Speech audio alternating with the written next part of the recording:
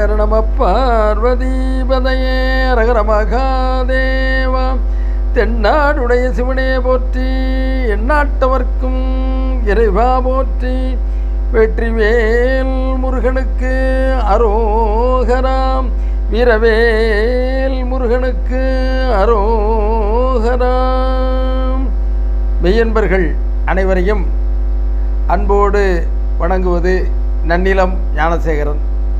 தொடர்ந்து நாம் பார்த்து வருகிற கந்தபுராண தொடரிலே இன்றைய தினம் மகேந்திர காண்டத்தினுடைய யாழிமுகன் வதைப்படலம் என்பதை பார்க்க இருக்கிறோம். இதற்கு முன்பாக நாம் பார்த்திருக்கிற வஜ்ரவாகு வதைப்படலம் நிறைவேற்றதற்கு பின்னாலே யாழிமுகன் வதைப்படலத்தை இன்றைக்கு நாம் பார்க்க இருக்கிறோம். இதற்கு முன்பு பார்த்திருக்கிற வஜ்ரவாகு வதைப்படலத்திலே அசுர மைந்தனாகிய சூரபத்மனுடைய மைந்தன் வஜ்ரவாகு பெரிய படையை திரட்டி கொண்டு வந்தான்.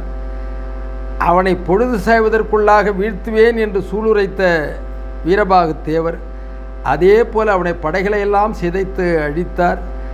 அவனுடைய தலையும் வெட்டி வீழ்த்தி அழித்தார் என்பதை பார்க்கிறோம். அப்படி அந்த வீரபாகு தேவர் வெற்றி களிப்போடு அங்கே காலனை போல, ஏனென்று கேட்டால் யமனை பார்த்தவர்கள் பயந்து ஓடி ஒளிவார்கள் அல்லவா, அதே போல வீரபாகு தேவர் அந்த வீதி வழியாக அந்த வீர மகேந்திரபுரத்தை விட்டு வீரநடை போட்டுக்கொண்டு வருகிற காட்சியை பார்த்தபோது அங்கு இருக்கிற அசுர வீரர்கள் எல்லாம் அஞ்சி ஓடினார்கள். மிகப்பெரிய வீரனாக இருக்கிறாரே என்று சொல்லிவிட்டு அவர்களெல்லாம் ஓடி ஒளிந்தார்கள். வீர மகேந்திரபுரத்தை கடந்து முருகப்பெருமானை துதித்து வருவோம் என்பதற்காக வடதிசையில் உள்ள இலங்கை எல்லையை அடைந்தார். அங்கு காவல் காத்து நின்ற யாழிமுகன் தனது அசுரத் தலைவன் சூரபன்மனை பார்ப்பதற்காக சென்றிருந்த நேரத்தில் அவனது மைந்தன் அதிவீரன் என்பவன் அங்கே காவல் காத்து நின்றான். அவனுக்கு துணையாக வீரசிங்கன் என்ற ஒரு வீரனும் அங்கே இருவருமாக காவல் காத்து நின்றார்கள். அந்த இருவரும் வீரபாகு தேவரை வழிமறித்து அவரிடத்தில் போர் செய்வதற்காக குறுக்கிட்ட போது வீரபாகு தேவர் அவர்களை அழித்து அவர்களையும் வெட்டி வீழ்த்திவிட்டு அங்கிருந்து புறப்பட தயாராகியிருந்தார். இதனை கேள்வியுற்றவுடனே அசுரனை பார்க்க சென்றிருந்த யாழிமுகன் அங்கிருந்து வந்தான். தனது மைந்தனையும் தனது படையினுடைய பெரும் வீரனையும் அடைத்தவன் இவனா என்று சொல்லிவிட்டு இவனை இப்போதே வீழ்த்துவேன் என்பதாக அவர் மீது கோபம் கொண்டு அவரிடத்திலே போர் புரிவதற்காக வந்தார். இதை கச்சியப்ப சிவாச்சாரியார் ஒரு பாடல் வழியாக நமக்கு விளக்கி அருளுகிறார்.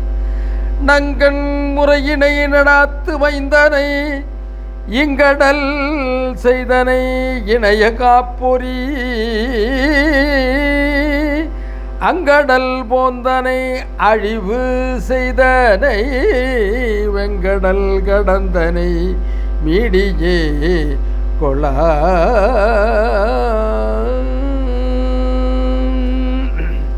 நங்கடன் முறையினை நடாத்து மைந்தனையின் கடமையான காவல் முறையை அந்த சூர தலைவனுக்காக நான் செய்து விடுகிறேன். அப்படிப்பட்ட காவல் முறையை செய்து கொண்டிருந்த என் மைந்தனையும் அந்த அதிவீரனையும் இங்கே கொன்று விட்டாய் அல்லவா என்று அவரை பார்த்து ஆவேசத்தோடு கூறினான். செய்தனை இணைய காப்பொறி அங்கடர் போந்தனை அழிவு செய்தனை. இத்தகைய காவலை கடந்து அந்த வீர மகேந்திரபுரத்திற்கு வலிமையுடன் சென்று அந்நகரத்தையே நீ அழித்திருக்கிறாய். அது மட்டுமல்லாமல் வெங்கடல் கடந்தனை மீடியே கொள,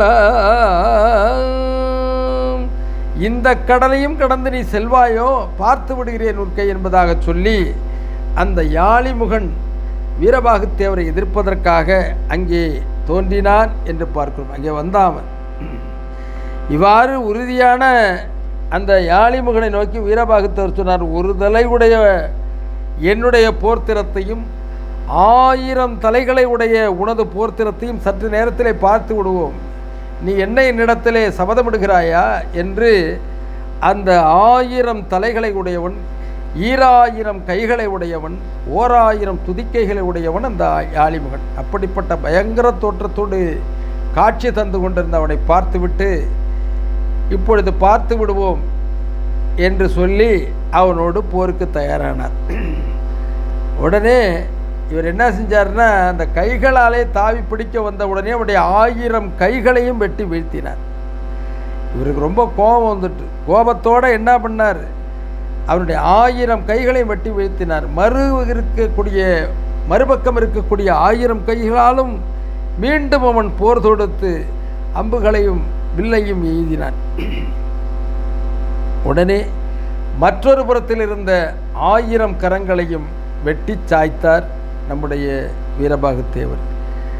அப்படியும் அவன் அடங்காது தன்னுடைய 1000 துதிக்கைகளாலே அவரை பிடிக்க முன்வந்தான். 1000 துதிக்கைகள், 1000 கரங்கள். அவனுக்கு அப்படிப்பட்ட ஆற்றல் மிக்கவனாக இருக்கிறான். அவன் அந்த துதிக்கையாலே அவரை பிடிக்க வந்தான். துதிக்கை போன்று, யானையினுடைய துதிக்கை போன்ற அமைப்பு அவனுக்கு இருந்ததாம். அந்த 1000 துதிக்கைகளை பிடிக்க வந்த பொழுது உடனே பார்த்தார், இவனை விட்டு வைப்பது நியாயமல்ல என்று சொல்லிவிட்டு அவனுடைய தலையை தன்னுடைய வாளினால் கொத்தாக வெட்டி வீழ்த்தினார், வெட்டி சாய்த்தார் என்பதை இங்கே பார்க்கிறோம். அதை ஒரு பாடல் வழியாக கச்சியப்ப சிவாச்சாரியார் இங்கே நமக்காக விளக்கி அருளுகிறார். அது இந்த படலத்துடைய நிறைவு பாடலாகவும் அமைந்திருக்கிறது. உயித்த காலையில் ஒரு தல்வாளின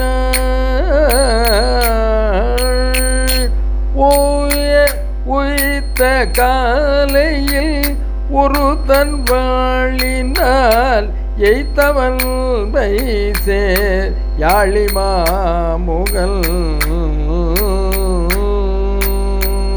10 நூறெனப்பட்ட சென்னியும் கொத்தோடே விழ குறைத்திட்டனரே.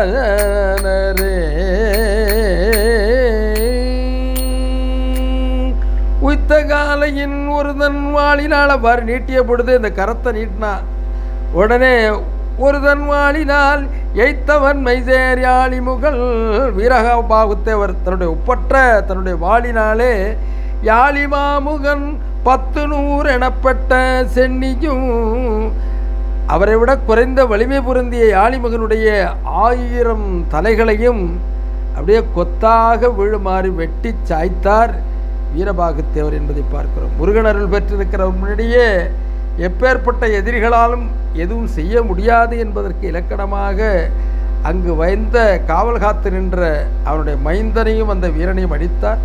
தொடர்ந்து யாழிமுகனையும் அழித்தார் என்பதை பார்க்கிறோம். அழித்துவிட்டு முருகப்பெருமானை காண வேண்டும் என்று அவர் புறப்பட்டு செல்வதற்கு தயாராக இருந்தார். தொடர்வது வீரபாகு மீட்சி படலம் 19வது படலமாகிய 18வது படலம் நிறைவு பெற்றிருக்கிறது. யாழிமுகனுடைய படலம் 19வது படலம் வீரபாகு மீட்சி படலம் என்பதோடு மீண்டும் உங்களை சந்திப்போம் என்பதாக சொல்லி உங்களிடமிருந்து நன்றி கூறி விடைபெற்றுக் கொள்வது நன்னிலம் ஞானசேகரன். நன்றி, வணக்கம். ஆறிரு தடந்தோல் வாழ்க, அருமுகம் வாழ்க, வெற்பை கூறுசை தனிவேள் வாழ்க, குக்குடம் வாழ்க, செவ்வேள் ஏறிய மங்கை வாழ்க, ஆனைதன் அணங்கு வாழ்க, மாறிலா வள்ளி வாழ்க, வாழ்க சீரடியார் எல்லாம், வாழ்க சீரடியார் எல்லாம். நம பார்வதி பதையே, அரகர மகாதேவா, வெற்றிவேல் முருகனுக்கு அரோகரா. மீண்டும் அடுத்த படலத்தோடு சந்திப்பு நண்பர்களே. நன்றி, வணக்கம்.